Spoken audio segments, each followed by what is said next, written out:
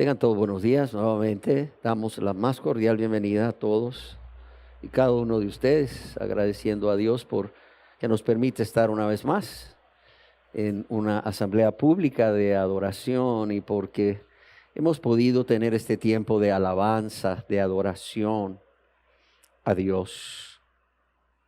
Siempre lo he dicho, es un privilegio que solo los ángeles tienen y eso lo hacen en el cielo, al igual que los ancianos que están ahí en su presencia, pero Dios nos ha dado ese privilegio.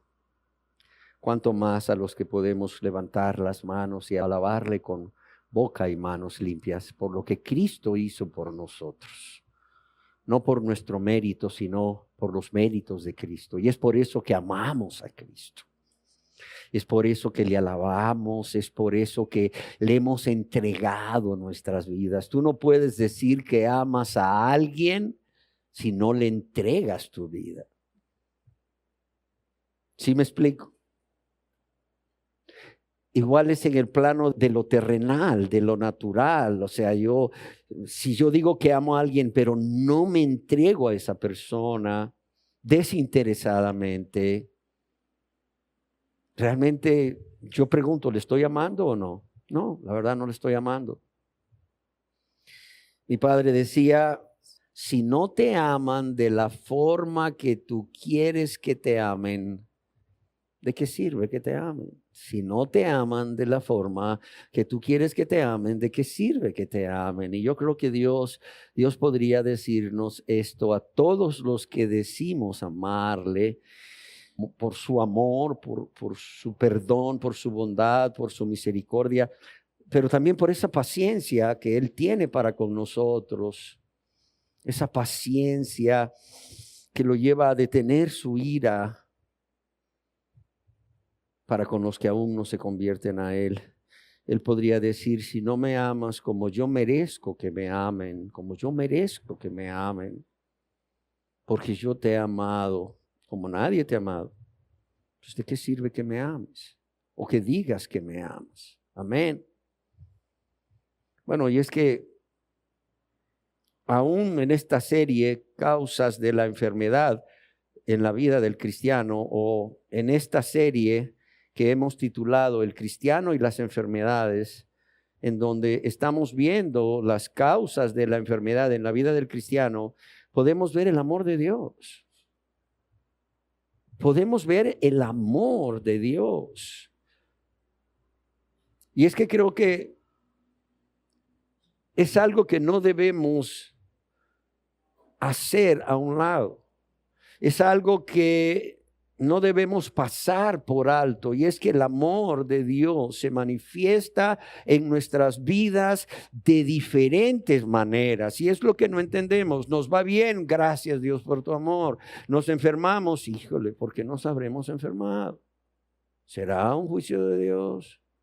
¿Será algún pecado no confesado, como hemos visto? ¿Por qué? ¿Por qué nos enfermamos? Y no pensamos que el amor de Dios está obrando en nuestras vidas aún a través del sufrimiento, cualquiera que sea la causa, y en el caso que estamos tratando a causa de una enfermedad. Yo quisiera que leyéramos juntos 2 Corintios, capítulo 12, verso 7. Este es un hombre de Dios. Un hombre que estaba consciente del amor de Cristo, un hombre que escribió en una carta a unos cristianos de Galacia, hablando de Jesús, el cual me amó y se entregó a sí mismo por mí.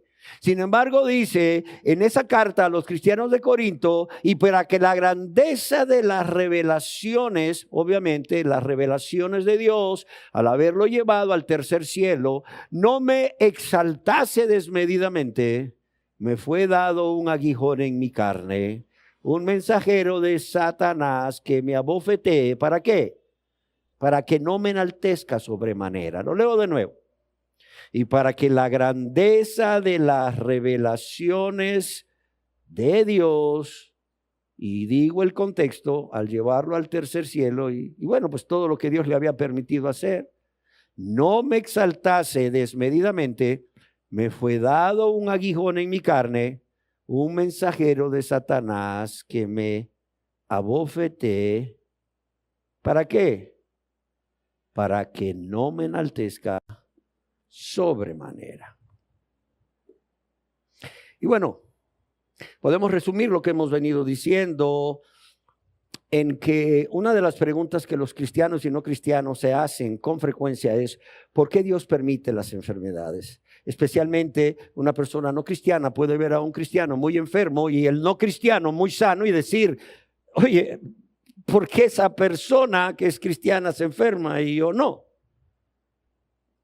Es más, el cristiano puede hacer la pregunta al revés: Señor, ¿por qué yo que soy cristiano me enfermo y el que no es cristiano está más sano que nunca?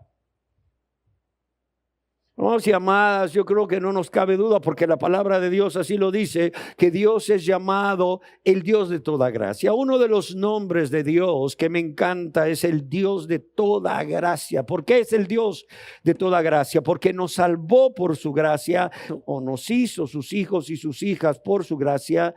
Somos llenos del Espíritu Santo por su gracia. Perseveramos cada día en santidad por su gracia. Y toda buena dádiva o todo buen regalo viene de Dios por su gracia. Sin embargo, yo quiero decirles algo que a mí me impactó, y es que la gracia no coloca al creyente fuera del alcance de las enfermedades y sufrimiento.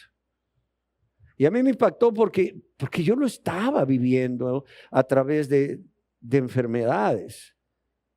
Probablemente ustedes han estado en enfermedades y han podido decir: pero la gracia de Dios ha estado conmigo, o Dios y su gracia han estado conmigo. Y por la gracia de Dios he podido salir de esa enfermedad. Amados y amadas, que les sirva de consuelo a los que nos enfermamos de una u otra manera.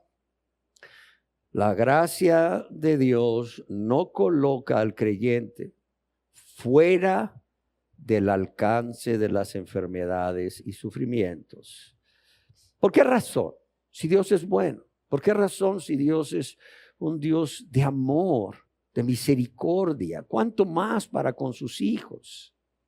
Porque, óigalo bien, las enfermedades siempre tienen un propósito por el cual Dios las permite. Las enfermedades siempre van a tener un propósito por el cual Dios las permite. Y óigalo bien, cualquiera que sea el propósito, es para nuestro bien mayor. Y es algo que no entendemos. Muchas veces asociamos nuestro bien con salud, asociamos nuestro bien con prosperidad económica, asociamos nuestro bien con, no sé, ser reconocido, ser aplaudido. Asociamos nuestro bien con tener, no lo sé, el amor de la persona que queremos o que anhelamos. Sin embargo, no entendemos que Dios va a buscar nuestro mayor bien, y ese Dios sabio, ese Dios misericordioso, ese buen y sabio Dios que sabe lo que es mejor para nosotros, algunas veces va a permitir que sucedan cosas en nuestras vidas como las enfermedades para nuestro mayor bien, aunque no lo entendamos. Y un ejemplo de esto es el apóstol Pablo, como ya leímos en 2 de Corintios capítulo 12, verso 7, Pablo tenía un aguijón en la carne. Lo llama un mensajero de Satanás que tenía el propósito ¿de qué? De atormentarlo. En una página muy seria leemos con respecto a este aguijón. Se han presentado muchas explicaciones, pero nunca se ha podido responder con certeza si Pablo se refiere a una aflicción física, a una aflicción espiritual o emocional, o algo totalmente distinto. Pero esto no ha impedido que muchos comentaristas y maestros den su opinión. Puesto que Pablo no se refería a un aguijón literal, debió hablar metafóricamente. ¿Cuáles son algunas de las teorías más populares acerca de cuál era el aguijón de Pablo? Algunos interpretan que el aguijón de Pablo era una tentación. Pero pues todos somos tentados. Todos somos tentados. Y Dios nos ha dado la salida para las tentaciones. Algunos sugieren que era una enfermedad física o mental. ¿Cómo cuál? Como un problema del ojo crónico, como la malaria, las migrañas, la epilepsia, o una discapacidad para el habla, o bien fatiga espiritual. Otros piensan que era la persecución, pero Pablo se gozaba en ello. Algunos dicen que era la lucha que Pablo tenía en contra de pensamientos pecaminosos, y algunos incluso se refieren a que el aguijón era una persona como Alejandro el calderero, que le había hecho mucho daño a Pablo, como leemos allá en 2 de Timoteo capítulo 4 verso 14. Y hasta aquí lo que dice esta página web. Yo quiero decirles que entre los cristianos, los primeros cristianos, Tertuliano, uno de los padres apostólicos, quien se convirtió al cristianismo en el año 185 después de Cristo, es el que nos da quizás la información más cercana del aguijón de Pablo. Y Tertuliano pensaba que el aguijón en la carne de Pablo era un dolor de cabeza, lo cual es compatible con malaria, lo cual es compatible con migrañas y epilepsia. Claro, él también decía que podía ser un dolor de oído, pero fuera lo que fuera, era una fuente de verdadero dolor en la vida de Pablo. Ahora, yo quiero que cuando pensemos en un aguijón y pensemos en el amor de Dios en todo tiempo, óigalo bien, en todo tiempo, en todo lugar y en toda circunstancia, yo no quiero que pensemos que este aguijón era un malestar menor. Sí, yo quisiera que no pensáramos que este aguijón era un malestar menor. ¿Por qué? Porque la raíz de la palabra que Pablo utilizó para aguijón se refiere a una estaca en donde las personas de esa época sostenían el mecate para mantener en pie las casas de campaña. Era algo muy grande, muy grande. O sea, no era un alfiler. No era un alfiler. O sea, ¿qué está diciendo Pablo? Que lo que él sentía era como si tuviese una estaca para sostener la cuerda o el mecate que a su vez mantiene firme la tienda en su cuerpo. ¿Tú sabes lo que es tener una estaca? Es una emergencia médica. Eso produce un dolor increíble. Y claro está, esto le atormentaba. No en vano le pidió a Dios 3 veces que se la quitara. ¿Sí o no? Ahora bien, ¿cómo Dios, que amaba a Pablo, pudo negarle esa petición? Y lo lleva al tercer cielo, por un lado. ¿Sabes cuántos más dice la Biblia que fueron llevados al tercer cielo como Pablo y regresaron? Solo Pablo. Solo Pablo. Y después de haberlo llevado al tercer cielo, Pablo le dice: Señor, quítame este aguijón, quítame esta estaca, me duele mucho, me está matando. Y él le dice no, y le vuelve a pedir y le dice no, y le vuelve a pedir y le dice no. Solo me recuerda a Cristo allá en el Getsemaní, cuando le decía al Padre: Señor, pasa de mí esta copa 3 veces, y el Padre le dijo no también. No es casualidad, y también no es casualidad que a veces le digamos al Señor: Señor, quítame esta enfermedad, quítame esta enfermedad. Precisamente acabo de estar con el dermatólogo y yo sufrí de un herpes zóster que me afectó 3 raíces de los nervios cervicales, me dio en todo el lado lateral del cuello, en la cara y en el tórax. Ya tengo que casi 5 meses de eso. Y he quedado con una sensibilidad aumentada en toda esta zona, y fui donde el dermatólogo porque ya han pasado 5 meses y me dijo: Luis, por tu inmunosupresión el nervio o los nervios no se han desinflamado. Esto es por una neuralgia, o esta es una neuralgia por una neuritis de estos nervios. Y curiosamente él me dijo: claro está, sin compararme con Pablo para nada. No soy digno de atarle la correa de sus sandalias a este varón de Dios. Me dijo: ese va a ser tu aguijón, como Pablo. Y dije: bueno, pues gloria a Dios, y aquí estoy. Amados y amadas, ¿por qué Dios permitió que Pablo tuviese esa estaca clavada? Como muchos cristianos hemos tenido enfermedades que nos generan sufrimiento como estacas clavadas.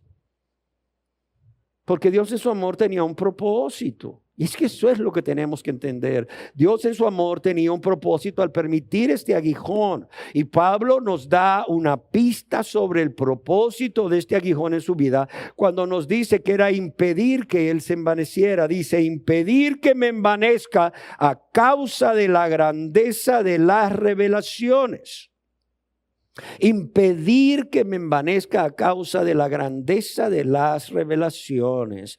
Por tanto, amados y amadas, el objetivo de Dios al permitir un aguijón en la carne era mantener a Pablo humilde, pero también podemos ver que el aguijón mantuvo a Pablo no solo humilde, sino apegado en todo tiempo al Señor, confiando en Él y poniendo toda su seguridad en Él. En las enseñanzas anteriores hemos visto como causas de la enfermedad en la vida del cristiano el castigo o corrección divina por causa del pecado, fruto de su amor. La segunda era volver a una vida de práctica de pecado, lo cual tristemente es posible en la vida del cristiano, pero Dios también permite las enfermedades como fruto de su amor, para llamarlo, para traerlo, para decirle: hey, aquí estoy, no me estás viendo tu pecado y estás viendo tu enfermedad, pero no me ves, aquí estoy. Yo quiero restaurar mi relación contigo, yo quiero perdonarte, yo quiero lavarte de ese pecado que has vuelto a cometer o pecados que has vuelto a cometer, y quiero restaurar esa relación íntima contigo, y después con tu enfermedad veremos, porque lo más importante es lo espiritual, es el alma, ya lo vimos. La tercera causa es una consecuencia de vivir en el mundo caído, y eso no lo podemos evitar. Pero tenemos gozo y paz cuando vemos que aunque vivimos en un mundo caído por el pecado de Adán y Eva, y porque todo cambió desde entonces, aún nuestra constitución o la constitución de nuestro cuerpo, podemos ver que a la luz del amor de Dios todo es soportable. La cuarta causa era descuidar nuestro cuerpo, y hablamos de eso. Y hoy quiero hablar de una quinta causa. Y esta quinta causa es que seamos conscientes de nuestra fragilidad y necesidad de Dios. Óigalo bien, que seamos conscientes de nuestra fragilidad y necesidad de Dios. Amados y amadas, es cierto que en la Biblia se nos promete que tendremos cuerpos glorificados. Que cuando Cristo venga en su segunda venida, los justos resucitaremos, y los que aún estén vivos también seremos llevados con Él, pero nuestro cuerpo será transformado. Será semejante a un cuerpo como el que Jesús tenía cuando después de muerto resucita y aparece a los discípulos, un cuerpo que podía atravesar las paredes, pero también a su vez podía comer. ¿Qué tienen de comer?, le dice Jesús a sus discípulos. Un cuerpo que podía palparse, por lo que Jesús le dice a este hombre Tomás: mete tu dedo aquí en mis manos y mete tu mano en mi llaga. Y no seas incrédulo, sino creyente. Pero mientras vivamos en esta tierra, a causa del pecado de Adán y Eva, en donde no solo ellos fueron expulsados de esa comunión íntima con Dios en el huerto del Edén, en el paraíso,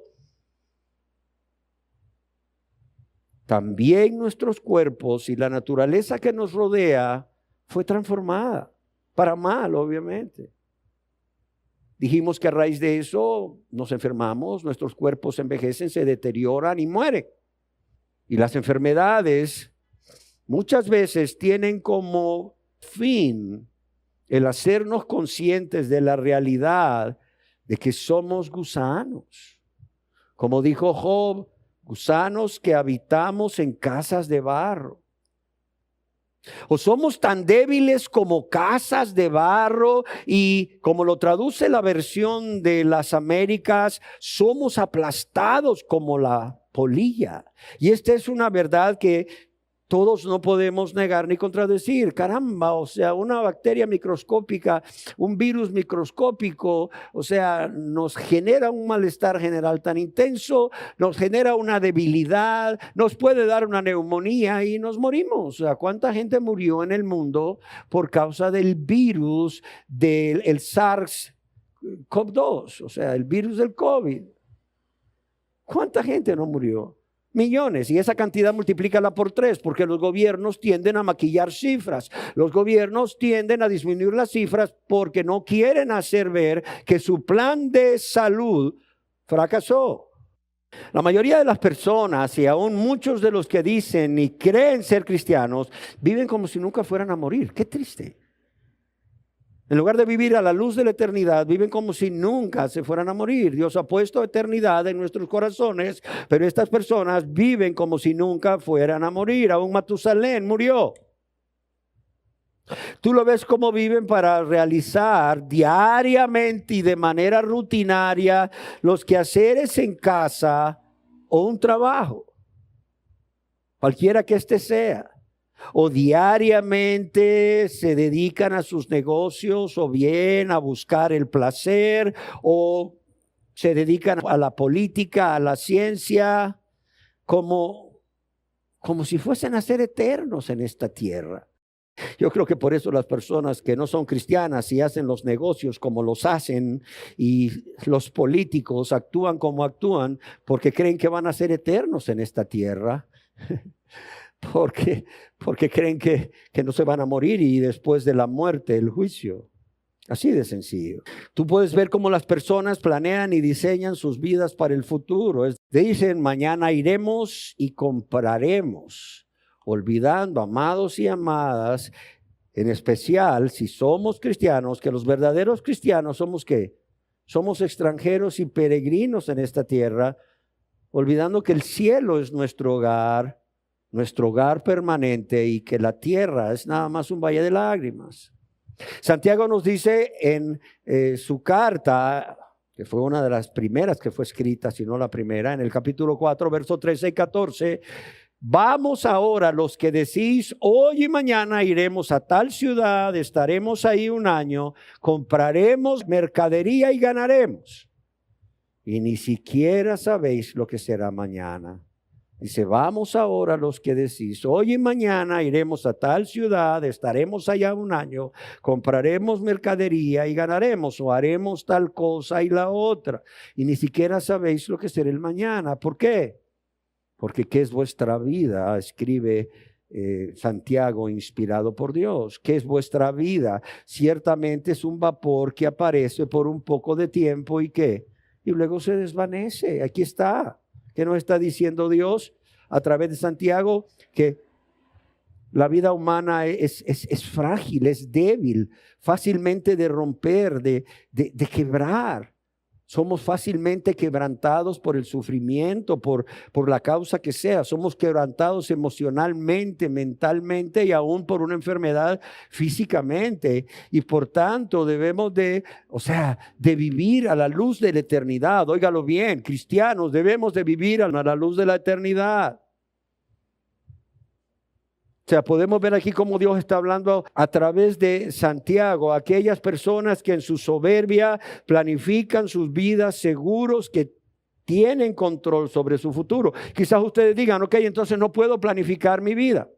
No puedo planificar mis vacaciones si trabajan el esposo y la esposa, ¿verdad? No puedo planificar un viaje a futuro. No puedo, no lo sé, planificar cuándo me voy a jubilar. No puedo planificar en qué momento estoy listo para comprar un carro o una casa. No, claro que puedes planificar. Es más, si eres buen mayordomo de lo que Dios te ha dado, debes planificar. Pero el problema es que las personas planifican seguras de que tienen control de su futuro. Toda persona debe planificar diciendo, si Dios quiere, haremos esto o aquello. Si Dios quiere, haremos esto o aquello.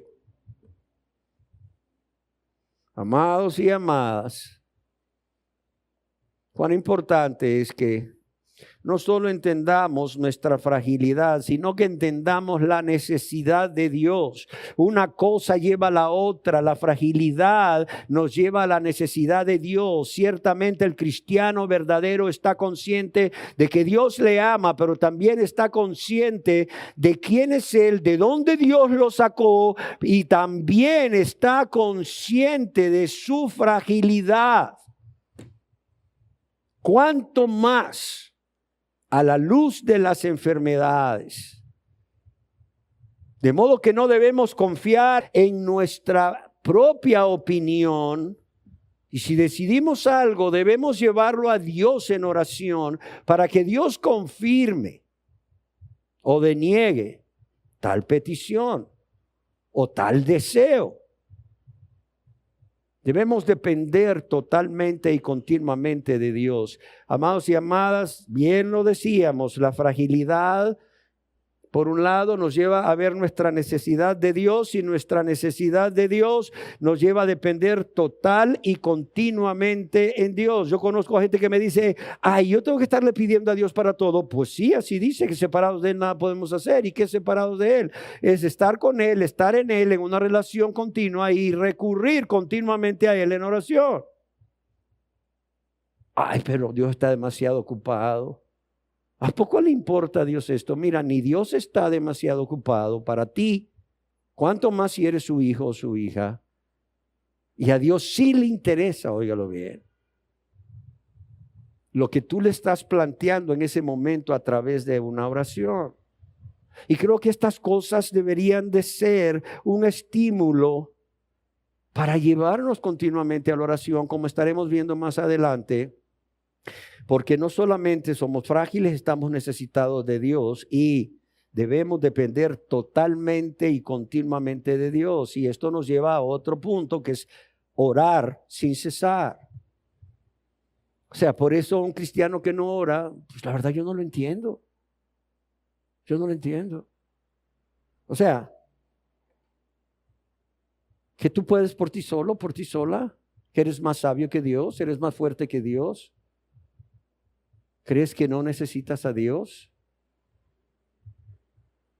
Y no estoy hablando de formulismos o de rituales o de ritos. Estoy hablando de una relación personal con Dios, una plática. No estoy hablando de, Señor, Dios todopoderoso y eterno, creador del cielo y de la tierra, omnipotente, omnisciente, amoroso, bondadoso. A ti me presento, Dios, considerando mi indignidad y tu santidad. No, así no le hablas a tu esposo, así no le hablas a tu padre, así no le hablas a tu hijo. O sea, la oración es comunión, la oración es relación, la oración es petición, la oración es acción de gracias, la oración es adoración. Amados y amadas, es por ello que una enfermedad, y sobre todo una enfermedad grave, es de gran ayuda para hacer que estos engaños desaparezcan. ¿Cuáles engaños?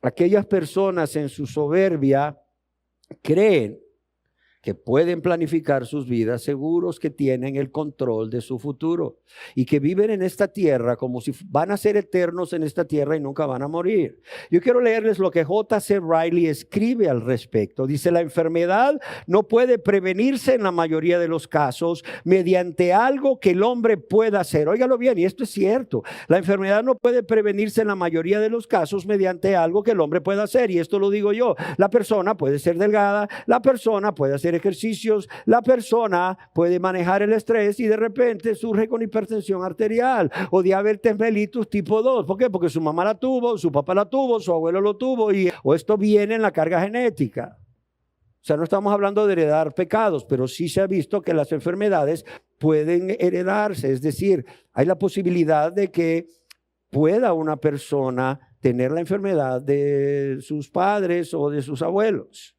¿Sí está claro? Por eso este hombre sabiamente dice: la enfermedad no puede prevenirse. Así de sencillo. La duración promedio de vida puede sin duda alargarse un poco, y lo hemos visto. Lo hemos visto. O sea, ¿cuál era la edad promedio de vida o la esperanza de vida en los tiempos de Jesús? 50 años. ¿Cuál era la esperanza de vida en los tiempos del lejano oeste o en los tiempos en que fue colonizado Estados Unidos de Norteamérica? 50 años. ¿Cuál es la esperanza de vida actual en nuestro país? 70 años. Y en algunos países de Europa, aún en el mismo Estados Unidos de Norteamérica, ahora es 80 años y más. ¿Por qué? Porque la ciencia ha prosperado y la salud está al alcance de la mayoría de las personas.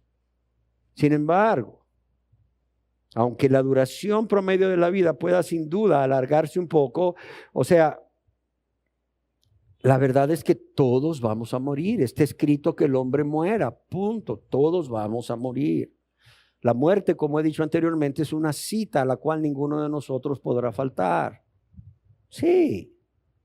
La aplicación de sabias regulaciones sanitarias, escribe Riley, pueden reducir grandemente la tasa de mortalidad en una comunidad. Pero, después de todo, ya sea en comunidades saludables o en lugares insanos, ya sea en climas cálidos o fríos, ya sea con tratamiento homeopático o alopáticos, los hombres, es decir, las personas, se enferman y mueren. Los días de nuestra edad son 70 años, citando al salmista. Los días de nuestra edad son 70 años y en los más robustos son 80 años.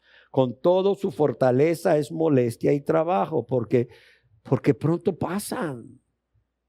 Pronto pasan. Salmo 90:10.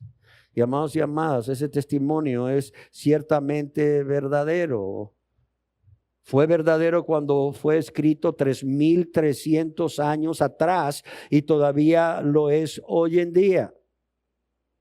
Y está aquí lo que citó J.C. Riley. David, un hombre conforme al corazón de Dios. David estaba consciente de ello y creo que nosotros deberíamos de estarlo también, de la fragilidad y la necesidad de Dios, que nos lleva a una dependencia, una confianza en Él en todo tiempo y a la oración. Cuando nosotros leemos el Salmo 39, verso 4, podemos ver cómo David le pedía a Dios sabiduría.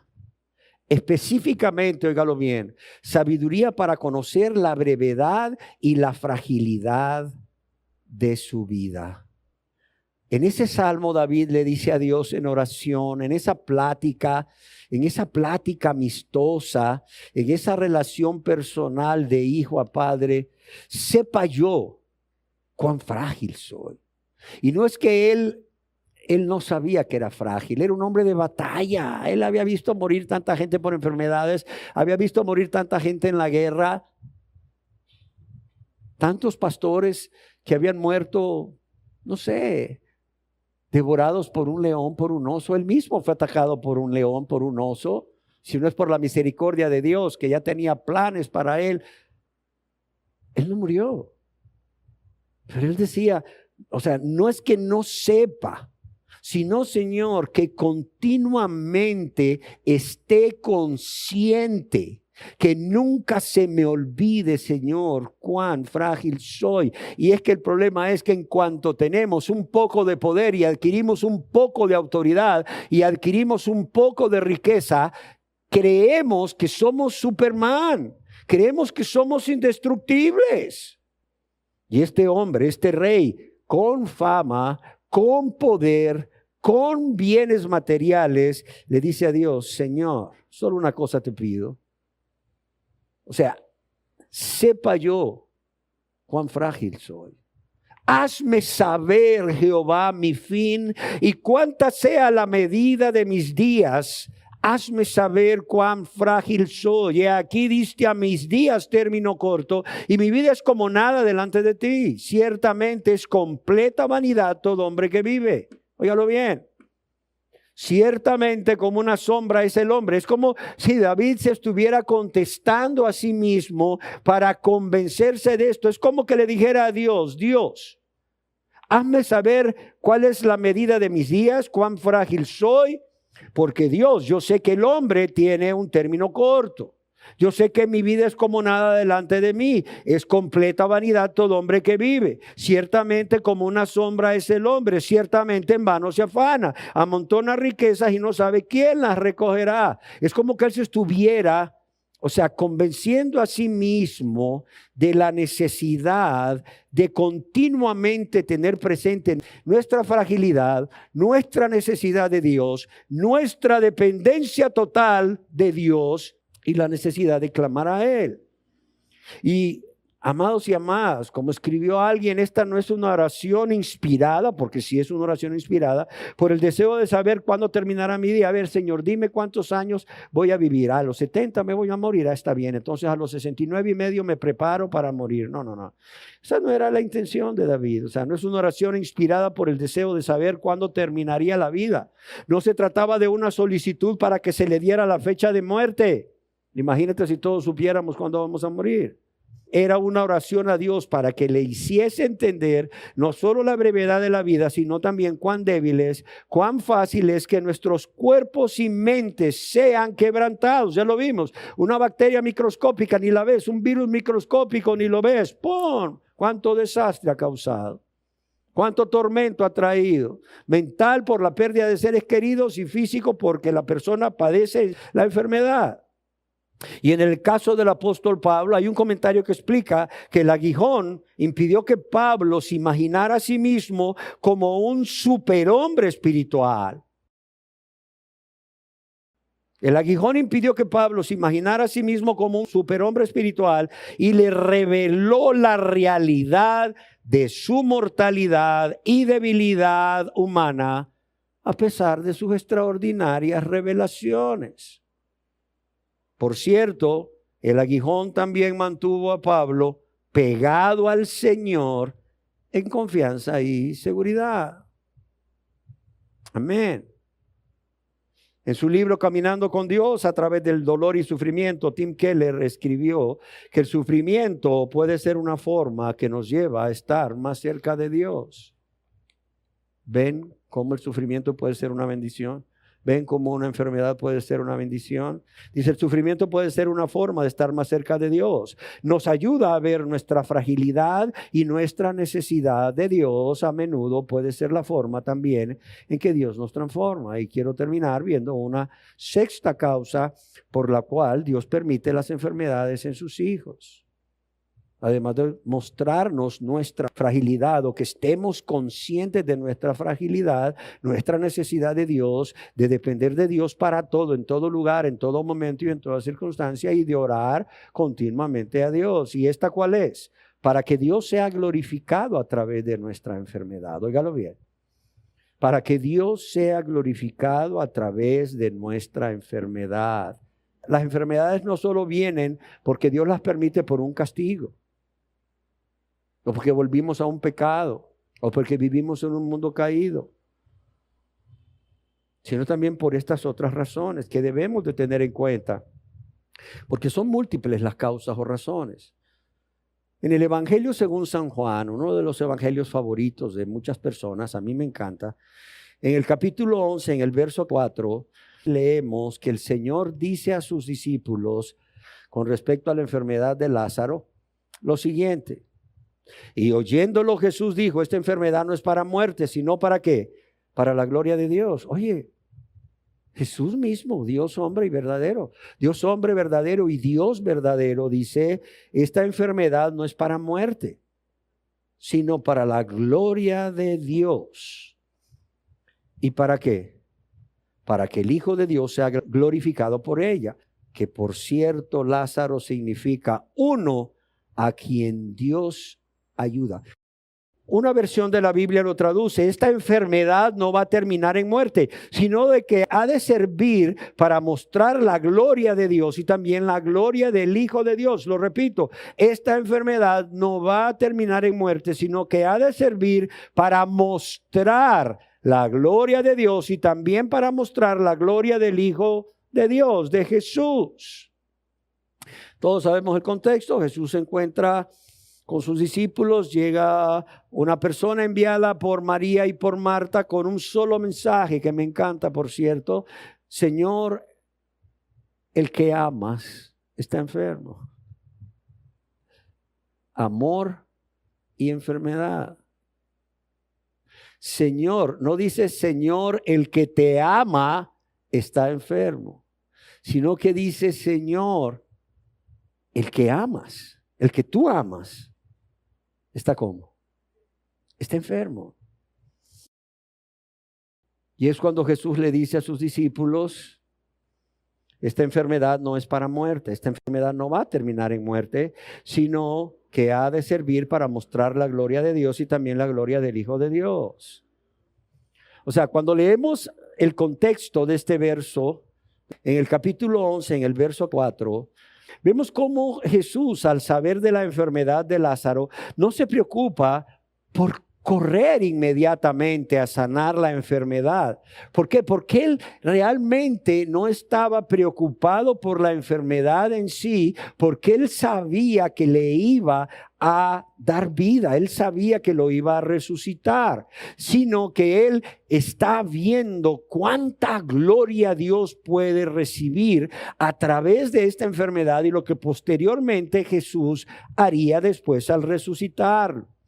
¿Por qué? Porque el Señor Jesús está convencido de que la enfermedad de su amigo Lázaro, de aquel a quien él ama, será un medio para que Dios muestre su poder y su gloria. En otras palabras, yo no sé si tú lo has visto de esta manera, pero en este momento se me viene a la mente, yo no lo había visto antes, qué privilegio de Lázaro de enfermarse y morirse. A ver. Pues ahí tienes a las hermanas llorando. Si le hubieras preguntado a Lázaro, ¿usted quiere enfermarse? No. ¿Usted quiere morirse? No, pues creo que todavía no. Me siento bien, estoy relativamente joven, no sé qué edad tendría. Pero pues era un hombre que no adolecía de otra cosa en otro momento. Se nos dice que en ese momento se enferma.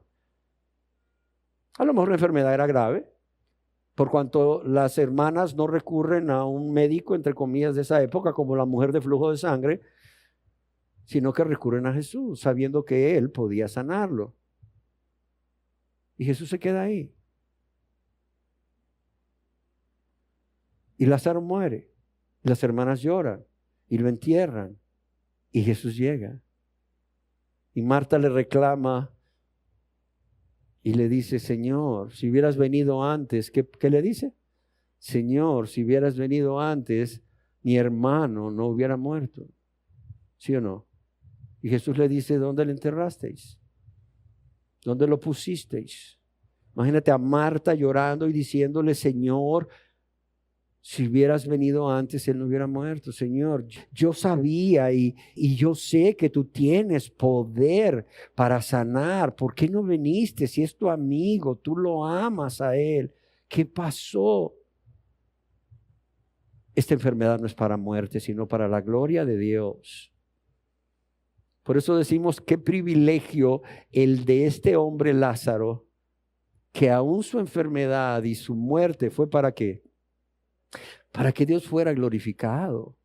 O sea, si cuando estamos enfermos como cristianos y aún gravemente enfermos con posibilidades de morir, siendo verdaderos cristianos, pensamos que esa enfermedad y aún nuestra muerte va a ser para la honra y gloria de Dios, para que Dios sea glorificado. Oiga, ese es motivo de alabanza, ¿sí o no? Ese es motivo de darle honra y gloria a Dios. Recientemente leía acerca de una historia real en algún país de Europa, en alguna ciudad pequeña de Europa, donde llegaron unos misioneros a una casa en el justo momento en que iba saliendo una joven al mercado a comprar sus cosas. Y dentro de la casa se oía un canto con una voz melodiosa, o se oía que alguien cantaba con una voz melodiosa, que le preguntaron, oiga, ¿quién canta? Ella les contestó, es mi tío. Ah, le dijeron, ¿y por qué canta? Me imagino que ha de estar muy feliz. Sí, le dice, él está muy feliz. Ah, me imagino que él ha de estar muy bien. No, le dice, él está muy mal. ¿Cómo que está muy mal? Sí, le dice, él tiene una enfermedad en los huesos que lo atormenta con mucho dolor. Y los misioneros le dijeron, oiga, ¿y por qué canta? Porque él ha comprendido que esa enfermedad Dios la ha permitido para su gloria, para su honra. Así que cuando el dolor le viene más fuerte, él en lugar de verse a sí mismo y compadecerse de sí mismo, alaba a Dios y glorifica a Dios por ello. Gloria a Dios. Es lo que Dios quiere que nosotros hagamos. Es lo que Lázaro hizo sin él saberlo. sin él estar consciente. Pero amados y amadas, nosotros sí estamos conscientes de que una de las causas por las cuales Dios permite la enfermedad en un verdadero cristiano es para que Dios sea glorificado a través de nuestra enfermedad. Y es que yo quiero decirles algo: el concepto de que Dios es glorificado por medio de nuestras enfermedades parece extraño. La gente puede preguntarse, ¿cómo puede algo tan negativo, algo tan doloroso como una enfermedad glorificar a un Dios bueno? ¿Cómo puede ser el que una persona que ama a Dios, teme a Dios, sirve a Dios, adora a Dios, puede padecer una enfermedad y a través de esa enfermedad glorificar a un Dios bueno y santo? Sin embargo, yo quiero decirles que cuando leemos la Biblia y vemos a una serie de personajes que caminaron con Dios, que fueron hombres de Dios, mujeres de Dios, podemos darnos cuenta de que se puede glorificar a Dios y que Dios puede seguir siendo, como ya vimos, un Dios bueno, un Dios amoroso, un Dios fiel, un Padre compasivo y cuidador, aún a pesar de nuestras enfermedades. Por tanto, debemos deducir que aun cuando no entendamos la razón o la causa de nuestra enfermedad, o aún el propósito por el cual Dios está permitiendo esto, el ánimo, óigalo bien, el ánimo de los verdaderos cristianos no debe de caer, porque deben de recordar o debemos recordar cuánto podemos glorificar a Dios en tiempos de enfermedad. ¿Cómo lo glorificamos?, se preguntarán ustedes. Quedándonos quietos. Quedándonos quietos. ¿Y cómo nos quedamos quietos? Confiando en Dios, confiando en su carácter, confiando en su buena voluntad, confiando que Él tiene solo pensamientos de bien y no para mal, para cada uno de nosotros, especialmente sus hijos, sin quejas, óigalo bien, sin quejas, sin reclamos contra Dios. Por el contrario, alabándole y agradeciéndole por la enfermedad, aunque no entendamos por qué Dios lo ha permitido, como este hombre que elevaba un cántico a Dios cada vez que las enfermedades de sus huesos y sus articulaciones le producían el dolor más intenso. Y considero que es muy importante el tener presente esta maravillosa verdad de que podemos glorificar a Dios con nuestra salud quebrantada, aunque nuestra carne, amados y amadas, rechace la enfermedad. Porque nuestra carne va a rechazar la enfermedad por su dolor, por su sufrimiento. Pero Dios quiere sacar algo maravilloso de esto. Y cito lo que escribió J.C. Riley: yo les suplico de todo corazón a todos los creyentes enfermos que recuerden que pueden honrar a Dios tanto por el sufrimiento paciente como por su trabajo activo en la obra de Dios. Óigalo bien, me encanta esto. Yo les suplico de todo corazón a todos los creyentes enfermos que recuerden que pueden honrar a Dios tanto por el sufrimiento paciente como por su trabajo activo en la obra de Dios. A veces, incluso, se manifiesta mayor la gloria y la honra a Dios al quedarnos quietos con ese gozo que no depende de las circunstancias y la paz que solo Cristo puede darles, que ir de arriba a abajo andando todo afanado, haciendo grandes hazañas para Dios. Ahora es importante hacer mención de que estas palabras de consuelo tienen que ser para el verdadero creyente. ¿Por qué? Porque una persona que no ha sido creyente, por más que le clame a Dios por el gozo y la paz, o sea, que el mundo no puede dar, solo Cristo puede darles por medio de su Santo Espíritu, pues nunca la van a obtener, porque este gozo y esta paz son fruto del Espíritu Santo que viene a morar en la persona. ¿En qué? En el mismo momento de su conversión. Seamos claros. ¿Qué más dice J.C. Riley? Yo les suplico que recuerden que Cristo se preocupa por ellos lo mismo cuando están enfermos como lo hace cuando están bien. Oiga esto, oiga esto. Y tengámoslo presente al momento de estar enfermos, hermanos y hermanas. Dice, yo les suplico que recuerden que Cristo se preocupa por ellos lo mismo cuando están enfermos como lo hace cuando están sanos. Y que el dolor que sienten, aun cuando estén siendo disciplinados por un pecado cometido, Dios lo envía por amor y no por ira. ¿Cómo ven? Y lo repito, sobre todo les suplico que recuerden que el dolor que sienten, aun cuando están siendo disciplinados por un pecado cometido, Dios lo envía por amor y no por su ira. Pero también dice aquí este hombre de Dios, dice, les suplico que recuerden la simpatía, la empatía de Jesús por todos sus hijos e hijas débiles. Ellos son siempre cuidados con mucha ternura por Él. Oye, piensa, hijo e hija de Dios, cómo cuando más débil te encuentras o más debilitado está tu cuerpo por causa de una enfermedad, y si esta es crónica, más débil te vas a sentir. Que eres cuidado con mucha más ternura por Jesús.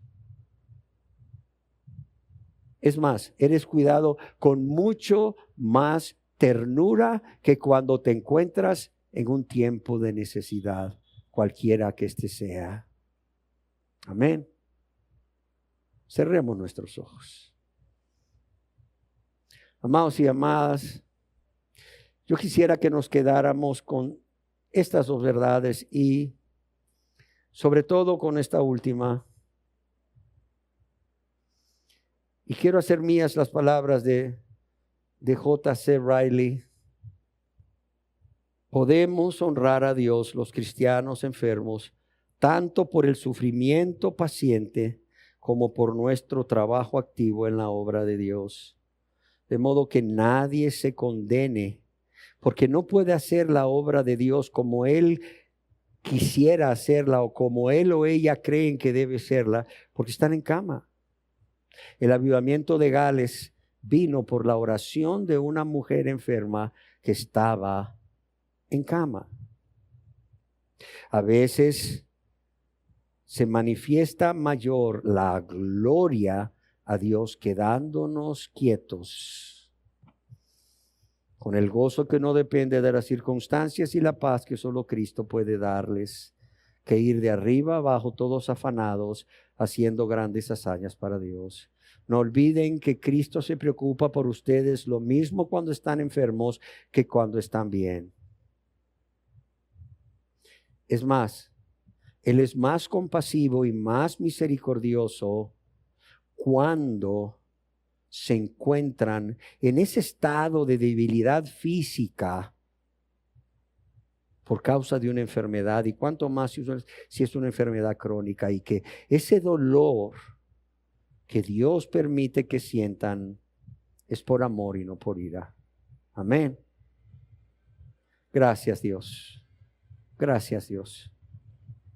Porque ciertamente nos recuerdas cuán débiles somos, cuán frágiles somos, cuánto necesitamos de ti, cuánto tenemos que depender de ti, cómo debemos de orar sin cesar, pero también nos recuerdas, Señor, que nuestra enfermedad te glorifica, y esto debería de llevarnos a tener un gozo tal que te alabemos y te adoremos con ese gozo y esa paz que solo tú puedes darnos, aún en los momentos de dolor y de enfermedad. ¿Para qué? Para que tú seas glorificado. Gracias por la vida de cada hermano y cada hermana en este lugar, en esta iglesia y en el mundo que están padeciendo enfermedades. Sé tú con ellos, Señor. Sé tú conmigo, Señor.